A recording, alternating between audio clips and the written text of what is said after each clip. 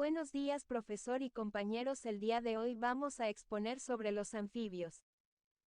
Los anfibios son animales vertebrados que pasan la primera parte de su vida en el agua y la otra en tierra. Su piel es permeable y viven en ecosistemas húmedos.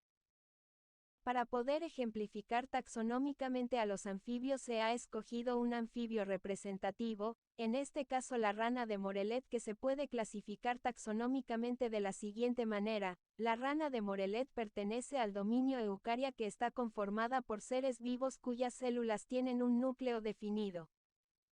Pertenece al reino Animalia, que se constituye de seres vivos pluricelulares y heterótrofos. Pertenece a la división Cordado, que se conforma por seres vivos que se reproducen sexualmente, poseen un cordón nervioso y una columna vertebral. La rana de Morelet hace parte de la subdivisión de los vertebrados, constituye a los animales que poseen espina dorsal. El sistema nervioso está dividido en sistema nervioso central y periférico, su sistema digestivo es completo y su sistema circulatorio es cerrado. La rana de Morelet es un animal de la clase anfibio, o sea, se desplaza a 4 patas, tiene 2 respiraciones, una branquial y una pulmonar dependiendo si es larva o es adulto, y son ectotérmicos. Pertenece al orden Anura, es tetrápodo perdiendo su cola durante su crecimiento y desarrolla patas posteriores especializadas para el salto. Pertenece a la familia Phyllomedusidae, un grupo de ranas arborícolas endémicas de América que hace poco pertenecían a una subfamilia de Phyllomeducinae perteneciente a la familia Hylidae. La principal diferencia entre Phyllomedusidae y Hylidae es su distribución y las características de los nichos de cada familia. Pertenece al género Agalicnis, al que pertenecen ranas distribuidas en Suramérica y Centroamérica. Y corresponde a la especie Agalicnis morelet, que se caracteriza por su hocico redondeado, un tamaño de 60 a 64 milímetros y dedos palmeados, vientre rosado y ojos negros. Respecto a la nutrición de los anfibios, hay 2 formas de alimentación dependiendo de la etapa en que se encuentre. Si está en una etapa larvaria, el anfibio será omnívoro, constituyendo su alimentación principalmente de plantas, y en su etapa adulta los anfibios pasan a ser carnívoros, alimentándose principalmente de insectos, gusanos y algunos roedores, e incluso los anfibios pueden llegar a ser caníbales. Para cazar sus presas, el anfibio espera a su presa inmóvil de manera sigilosa, espera a que se acerque lo suficiente para atraparla y usan su lengua o succionan a la presa, o algunos pueden salar para mayor eficacia. Los anfibios se reproducen sexualmente en medios acuáticos como charcos o lagunas mediante fertilización interna y externa, son animales ovíparos, es decir, que ponen huevos que son fertilizados por el macho y los huevos son depositados bajo el agua donde se desarrollan, ya que estos no son amnióticos, o sea que aunque nutren al embrión no hay estructuras que lo protegen y por ello necesitan mantenerse bajo el agua para conservar su humedad. El método para el apareamiento depende del anfibio. En el caso de la rana, estas empiezan a croar para atraer a las hembras que en primavera llegan producto de la lluvia, y en el caso de las salamandras, estas producen un olor que atrae a las hembras. Estas actitudes también funcionan para delimitar territorio entre ellos. El comportamiento de un anfibio y sus relaciones con el ambiente son importantes, ya que son un importante eslabón en la red trófica que se encargan del control de la población de insectos que pueden propagar enfermedades. Con respecto a su comportamiento, los anfibios pasan la mayor parte del tiempo dormidos o en un estado de brumación, o sea que su actividad es más baja y necesitan alimentarse menos. Los anfibios son ectotermos, o sea que no pueden producir calor interno mediante el metabolismo, por lo que pasan horas bajo el sol para mantener el calor corporal y de vez en cuando se sumergen en el agua para mantenerse húmedos. También son importantes al ser presas de otros animales, para lo cual desarrollan distintos mecanismos de defensa contra depredadores como glándulas que segregan venenos, se hacen los muertos u otros buscan camuflarse, dan latigazos con las colas para tratar de liberarse o hacen ruido que alerta a otros anfibios del peligro.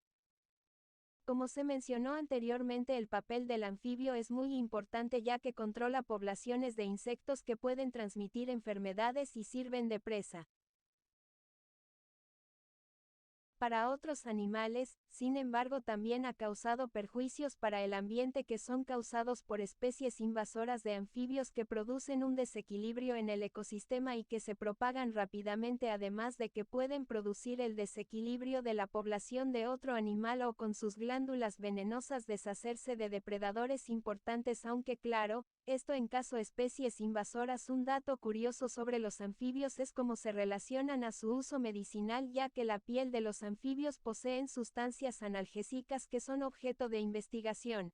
También cumplen otros usos como su uso para pruebas de embarazo. Los anfibios son animales interesantes con características que valen la pena divulgar y cuidar. Sin embargo, además de los daños que les provocan los humanos con el cambio climático y la deforestación, los anfibios también sufren de varias enfermedades como, la pata roja es una de las enfermedades de los anfibios más frecuente en Europa.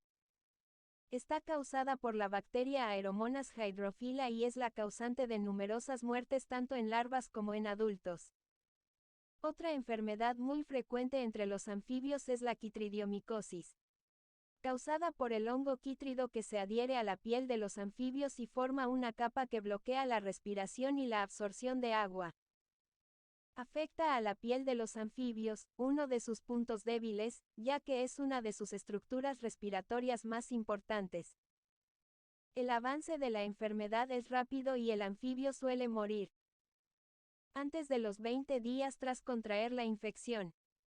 Además de estas enfermedades infecciosas, existen casos de neoplasias, cánceres, frecuentes sobre todo en aquellos anfibios que están en cautividad. Esta enfermedad suele ser fulminante principalmente por estrés, contaminación, cuando hay cruces entre parientes y enfermedades que debilitan su sistema inmune. Los anfibios mantenidos en cautividad también son vulnerables a las enfermedades causadas por problemas alimenticios.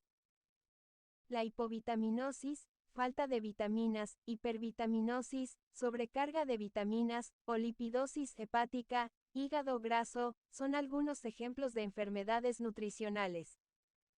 La enfermedad hemo, enfermedad ósea metabólica, es una de las más comunes en ranas, y está producida por una falta de fijación del calcio en los huesos. Síntomas de enfermedades de los anfibios. Uno de los síntomas de enfermedad de la pata roja son las lesiones con hemorragias que pueden apreciarse en el abdomen y en las patas de atrás. Además, suelen presentar aletargamiento.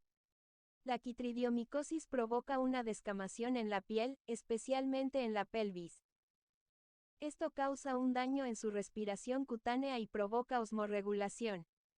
Como consecuencia, se interrumpe el intercambio de iones por la piel y el animal suele morir por fallo cardíaco.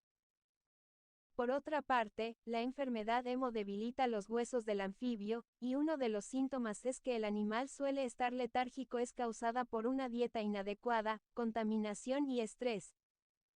Edad de los anfibios. Se sabe que la edad de los anfibios varía según el orden, por ejemplo los anuros pueden llegar a vivir de 4 a 12 años como los ápodos pueden llegar a vivir entre 7 a 10 años, por otra parte los urodelos pueden llegar a vivir entre 20 a 30 años y algunas especies pueden llegar a vivir más de 50 años. Espero que les haya gustado y que hayan aprendido un poco sobre estos animales y muchas gracias por su atención.